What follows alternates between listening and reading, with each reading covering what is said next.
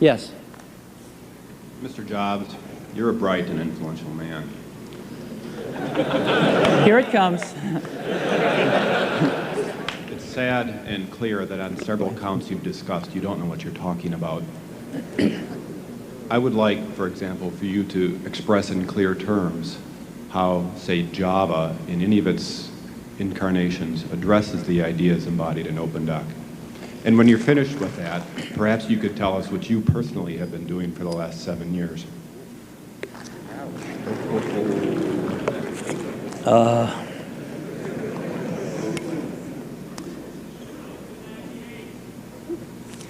You know, you can please some of the people some of the time, but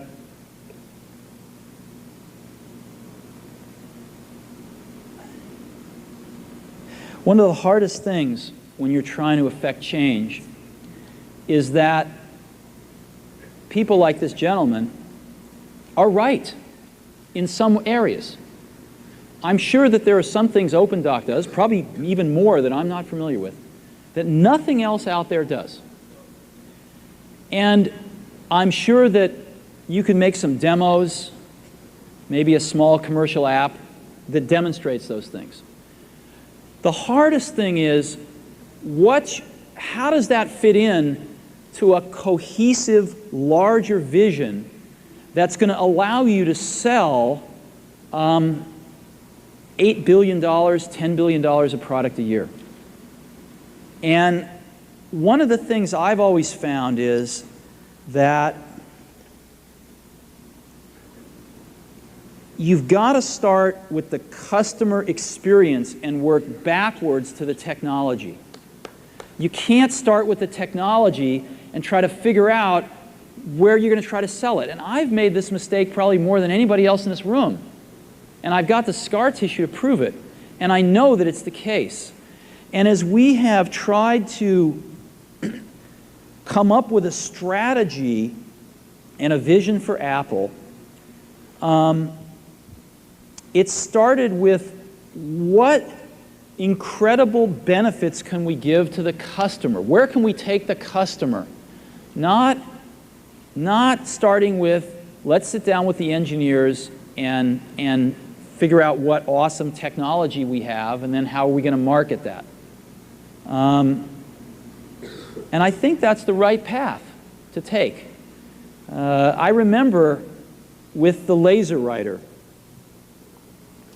we built the world's first small laser printers, you know. And there was awesome technology in that box. We had the first Canon laser printing, cheap laser printing engine in the world, in the United States here at Apple.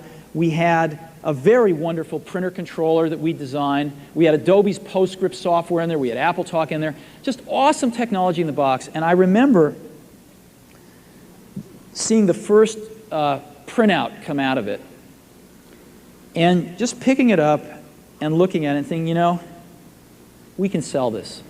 Because you don't have to know anything about what's in that box. All we have to do is hold this up and go, do you want this? And if you can remember back to 1984, before laser printers, it was pretty startling to see that. People went, whoa, yes. And that's where Apple's got to get back to. And, you know, I'm sorry that OpenDoc's a casualty along the way, and I readily admit there are many things in life that I don't have the faintest idea what I'm talking about.